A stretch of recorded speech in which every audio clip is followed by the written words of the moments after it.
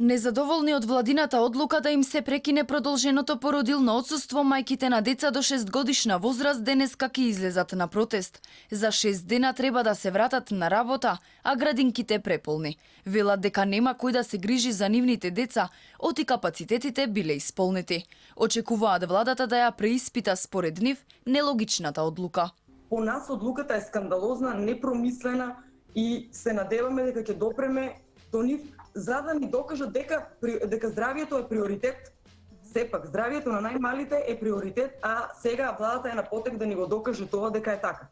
Мајките во паника дополнително ги загрижува периодот на сезонски грип и сметаат дека во ек на пандемија со коронавирус, престојот во установите за згрижување нема да биде безбеден за најмалите. Од друга страна, оваа ситуација ги затекна неподготвени. До 23 септември мора да најдат градинка, оти работодавците очекуваат тој ден да се вратат на своите работни места.